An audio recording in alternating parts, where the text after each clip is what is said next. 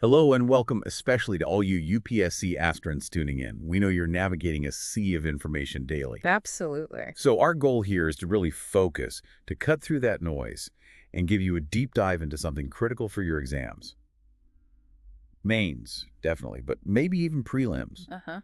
Today we're looking at, well, a really significant debate around artificial intelligence. Specifically, the potential risks in strategic affairs and a recent paper suggesting ways to manage them. Right. This is crucial stuff shaping future global security, future tech policy. Highly relevant. Exactly. We're basing this on an analysis from The Hindu, which takes a critical look at a high-profile paper from Eric Schmidt, Dan Hendricks, and Alexander Wang. And our mission, if you like, for this deep dive is to unpack their arguments, look at the solutions they're proposing, and really evaluate, how feasible are they, how relevant, give you that nuanced understanding. Critical thinking key for UPSC. So, okay, let's get into it.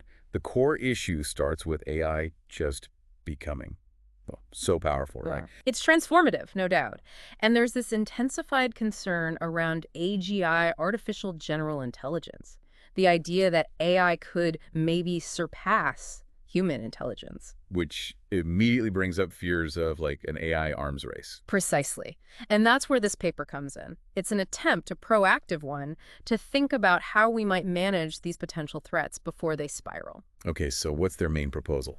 Well, one of the big ideas they float, and it's causing a lot of discussion, is this concept called MAIM. Yeah, MAIM. A mutual assured AI malfunction. Okay, that sounds familiar. It's deliberately echoing MAID, mutual assured destruction from the nuclear era, isn't it? It is, deliberately so. Maybe just quickly for listeners who aren't steeped in Cold War history, MAID was? Yeah. Well, it was the idea that if one side launched a massive nuclear attack, The other side would absolutely retaliate with overwhelming force. exactly, leading to the destruction of both. Annihilation, that guarantee, that terrible certainty was the deterrent. No one wins. A terrifying balance. So how does MAIM try to map that onto AI? The paper suggests it could deter, say, a rogue state or actor from developing or unleashing a superintelligent AI that poses an existential risk.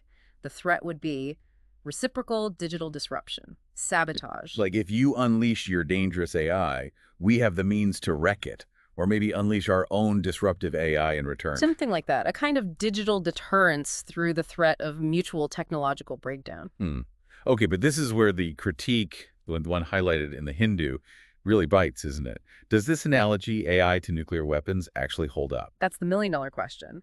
And for UPSC aspirants, understanding these differences is vital. Nuclear weapons cause physical destruction. It's tangible, immediate.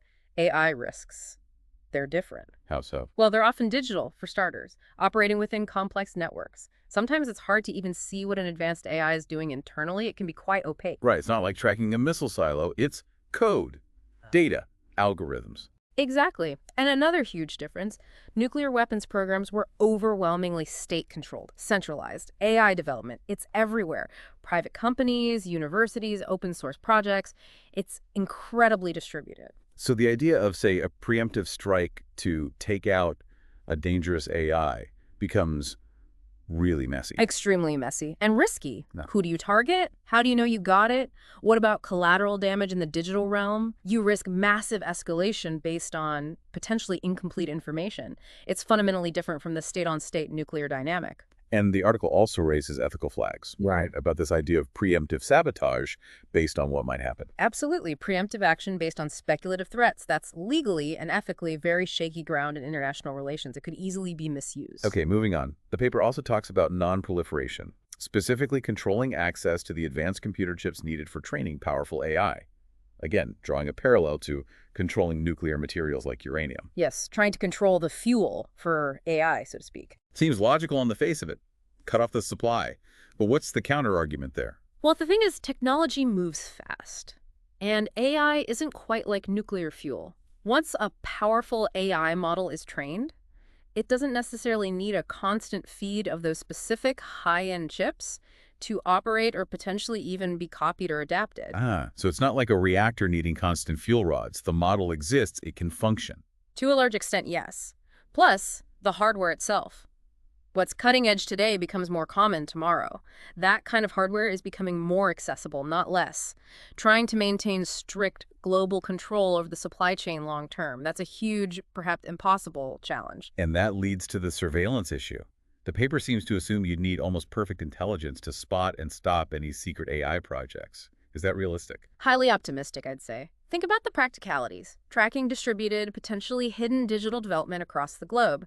Identifying intent, it's incredibly difficult. Intelligence agencies struggle with much simpler targets. And the risk of getting it wrong. Exactly. Misidentify a project, miscalculate the threat, and you could trigger a crisis based on flawed surveillance.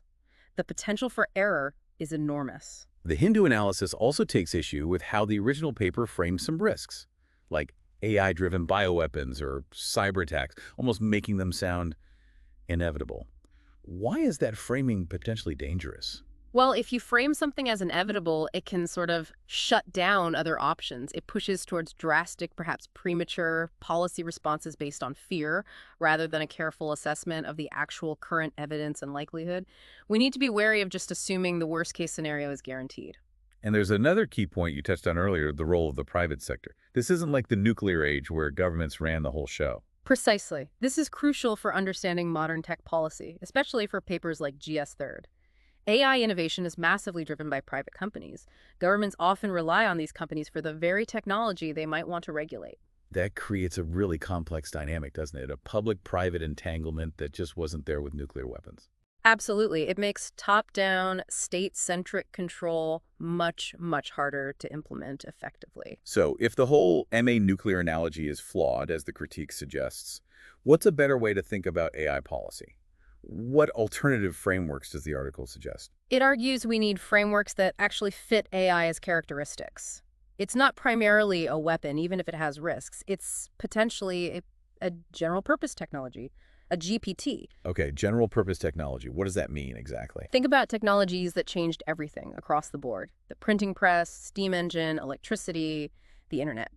Technologies with really broad applications, driving innovation in lots of different sectors, fundamentally reshaping economies and even societies. Right, technologies with pervasive impact. Exactly. And the article suggests this might be a more useful lens for AI than the purely military or existential risk one. And how does AI, particularly things like the large language models everyone's talking about, fit into that GPT definition right now? Well, the analysis suggests that while AI and LLMs are incredibly powerful and impactful already, they might not fully meet the definition of a GPT just yet. Oh, why not?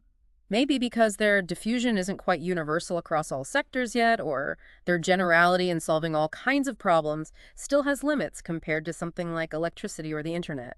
It's clearly evolving very fast, but perhaps not quite at that foundational GPT level across the board yet.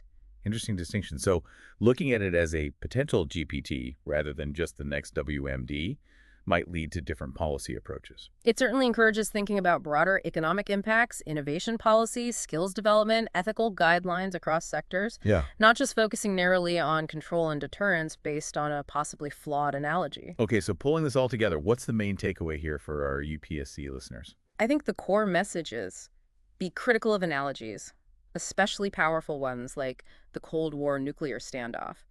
Applying that logic directly to AI overlooks fundamental differences in the technology, its development, and its diffusion.